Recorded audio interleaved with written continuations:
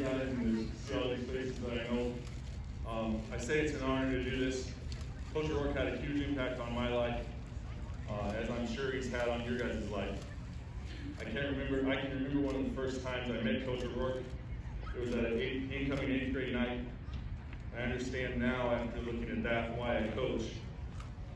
I can remember Coach O'Rourke putting his players first, forcing those young men to be leaders, even though they weren't quite ready. I can remember the current players such as Brett Pierce, Greg Roberts, Billy Knox, Pat Mongrain, Andy Groen, coming up to me as an 8th grader, inviting me into this family. And that's what River football is all about. I still got the letter those guys wrote me, wishing me good luck in the 4 years that I was going to be a member of the River football family. It's always been about the development of young men with Coach O'Rourke. He had a big time impact on me even after high school. When I was here, we had some great teams. When I was here, before, after, and I see some of those very faces tonight. Like I just said, that's absolutely awesome, and it really speaks to the impact that Coach O'Rourke had. As many people do, I had my ups and downs right out of high school, and Coach O'Rourke took the time to write a personal letter to me with a very well-written message that I won't get into, and one word at the bottom, and that word was resiliency. Now as a husband, parent, teacher, and coach, I think about this message of resiliency often. I'm very, very thankful that Coach took the time to reach out and coach me, even when he didn't have to. After I was done in the program, he took the time to reach out to check in on me. Always, always, always been about the development of young men, and I am very blessed to say that he had that impact on me. What an amazing man and amazing legacy that he's left on this football program, school, and see our community as a whole. Hi, as Coach said, my name is Darby Mead. It's an honor to be here with you tonight, celebrating Coach O'Rourke. I was lucky enough to learn from Coach both as a player and as a coach, 16 years in total here at Columbia River. To say that he was a mentor is an understatement. He inspired, encouraged, and taught me, just like thousands of other people that came through the program. Tonight, what I thought I'd do is share with you 3 lessons, I think, that I kind of pulled from my time with Coach O. Lesson number 1 is you need to show up. This was something that was essential in Coach O's philosophy. You can't lead if you're not there. Hard work and dedication build trust on his teams, and were expected from all of his players and coaches. And it was more than just being there, but really being present. Coach built a culture in the program of ownership, a culture that valued attitude, commitment, and effort. ACE, he called it. These were expected from all, from incoming freshmen to seniors. And you had to earn your place in the ACE Club, not by talent, but by your choices to show up and work for the betterment of the team. Lesson number 1, you need to show up. Lesson number 2, people matter. Each year we'd have a session with seniors, where the seniors and coaches would tell their life stories, the good and the bad. Over the years of doing this, I came to realize the genius that Coach O'Rourke had in this simple activity. When the seniors and coaches understood each other, it became more than a team, it became a family. Well, my experiences with Coach O centered around football, what I learned was really about something else. It taught us that people matter, and the job of a teammate or leader is to serve those around them. All of those around them, not just those with talent, and not just when it was easy. He lived in an amazing place of balance between love and leadership, both being crucial and interwoven in how he operated. Lesson number 2, people matter. Lesson number 3, leaders serve. Coach had an expectation that the most senior players in the program should be the ones that carry the load. Should be the last ones out in the field picking up after practice, and they should be the first ones setting up. They also should be the hardest workers in the weight room. Often we see the philosophy that as you progress throughout a program, you get the younger players to do all the work. This was not the way that things worked at Coach O's world. The other older players had an obligation to serve the younger players. He modeled this and was the first to jump in when there's something that needed to be done. Teaching and coaching was his tool, but what he really did was taught us to be better and showed us that doing the right thing and serving people mattered. Lesson number 3, leaders serve. I speak for every assistant coach or coach that ever worked with Johnny O. He was such a genuine person. And I want to thank the Vancouver School District and Columbia River High School for this unbelievable tribute to this man. And to see his name, John Ortfield, is just absolutely stunning.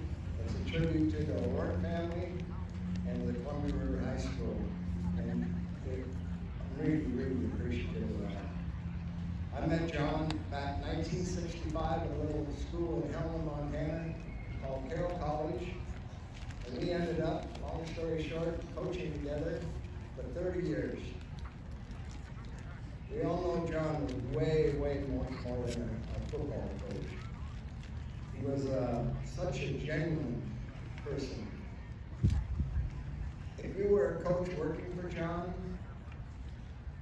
and you saw how dedicated he was, how hardworking he was, how he loved every one of his players, as an assistant, you would do everything you could to make sure John and the chief of the program was successful.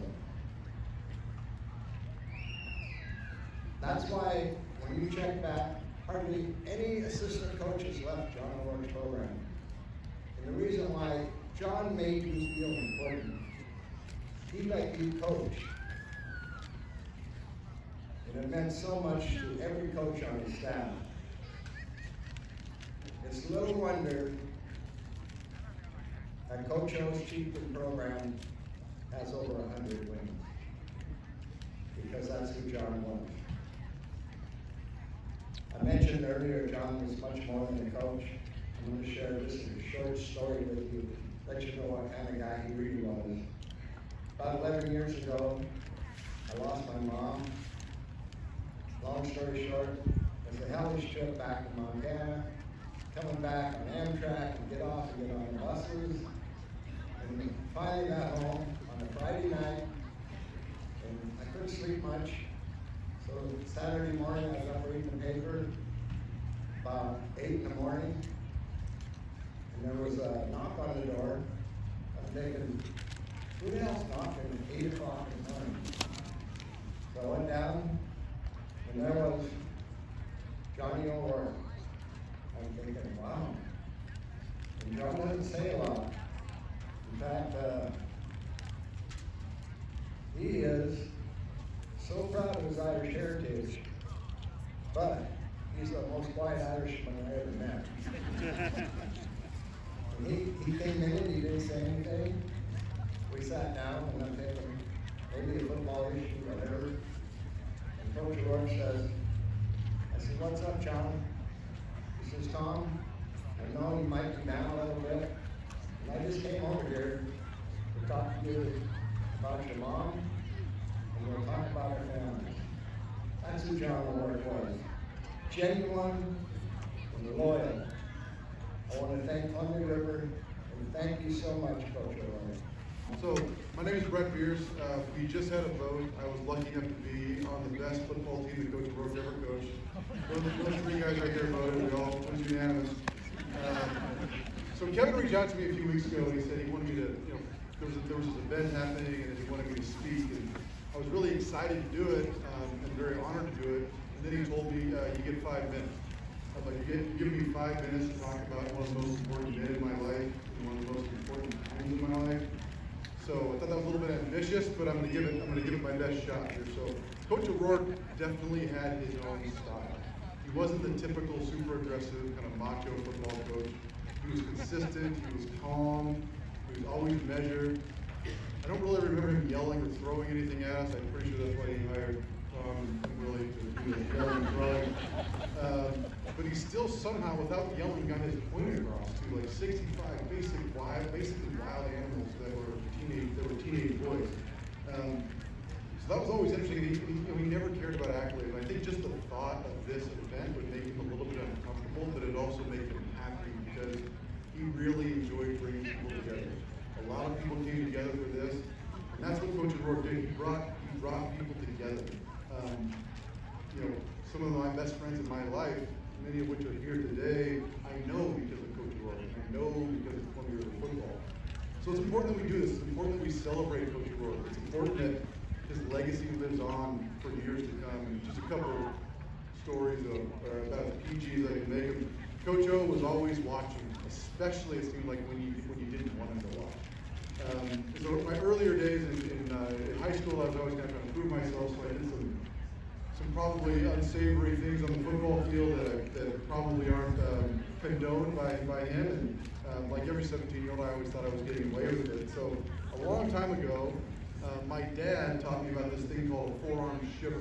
Okay, so a forearm shiver, for those of you who don't know, is when as soon as the ball snaps, you hit the guy in the chin and the face as hard as you can with the forearm, and it usually gets dazed for a little bit, and you get around and you make a play. So after doing that for about 3 years, I decided to put these arm pads on because my arm was like breaking, so I was hitting these kids in the face. So I stopped doing that after 6th grade, which is kind of a weird thing to start doing that. But then on a particular big play on my sophomore year, we were on that side of the field, I was away from Coach O'Rourke, I decided the risk might be worth it. So I just smoked this guy in the chin, and his face goes back, and I go in and I make a tackle, I make a sack. Everybody's jumping on me. I think Billy might have hit me in the face with one of his elbows. He was so excited. And then we get to the sideline, I'm feeling great, and he's just standing there, totally like John O'Rourke, not moving, just staring a hole through me, like I did something terrible to him. And I'm like, what's going on? And so he just goes like this. He just goes like this. He looks me right in the face, puts his hand out, and he said, I'm wearing these arm pads, like I did these forearm shivers. He goes, take off those arm pads. And that's all he had to say. I never gave a guy a forearm shiver. I gave him my arm pads in the middle of the field in front of everybody. And then the next game, this was a little more rare. The next game, there was this running back, I think it was from Sheldon or something. He was just being a total jerk and talking trash to everybody. And I was just over it. And so at the next big pileup, this kid, like I'm underneath like 6 guys, I lift up my helmet, I take out my mouthpiece, and I just look for the most available flesh I can find, and I just bite this kid's calf as hard as I can. Okay.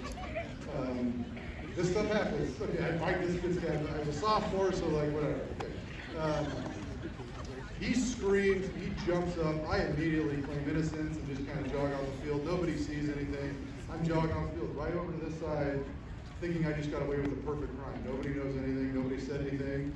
And then, same thing, Coach O'Rourke's looking at me, like, give me that same look at me. He's not saying anything. I'm like, there's no way he saw that. Like, I was underneath 7 people, and the ref that was 5 feet away didn't even see it. There's no way he saw that. So, okay, he goes like this. He looks at me again, and he rips the mouthpiece off. They were hanging off your face mask back then. He ripped the mouthpiece off my face mask. And he said, Brett, these things work best when they're in your mouth. I suggest you keep it there. That's all he had to say. He didn't yell at me, he didn't scream at me, he didn't embarrass me. And for some reason he saw all this stuff. And so, you know, even though the forearm shiver helped the team win, and maybe the biting did, maybe it didn't, I don't know. But it wasn't the right way to play. And he was always very resolute. And like, we're gonna play this game the right way. Everybody on our team played the game the right way. And he didn't have to yell at us, he didn't have to scream at us. That's just how we did it. And so, you know, as some of you know, I've been fortunate enough to play for a lot of different teams and a lot of different coaches and on a lot of different fields. But if I could play just one more game, it wouldn't be at Stanford in the Rose Bowl, it wouldn't be on Thanksgiving Day for the Cowboys. If I could play just one more game, it would be right here with these boys right here. And Coach O'Rourke is playing right there. I think I can speak for all the former players here when I say this. I don't know if this is going to bother some people, but I will always be a Chieftain. This will always be my home field, and Coach O'Rourke will always be my coach. My name is Dean Kirkland. My last year at Columbia River was 1986. Played from 83 through 85 for John. Anybody that was in the presence of John O'Rourke just felt the passion, and he was a really humanitarian. He cared about people. As I look around here tonight, people that I grew up with from grade school to high school to college, my wife, mom. John, throughout my high school career, continued to encourage me, set my goals, and nothing was attainable. There was just nothing you can't do that you want to do. And that carried me over to my college career, which is a big part of my life.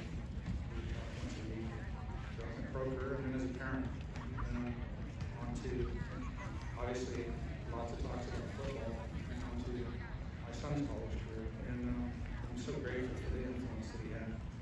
I also got to witness when I was a young kid going over to his house, his parent, him and Sandy, and the product that they put out with Kevin and Clinton. I've known those boys since they were little, and I'm very proud of them. It's a real honor to be here tonight, and it's with justice that this field be named after John. So I want to make sure I thank Kevin, Sandy, and Quinn for letting Kirkland be a part of their life.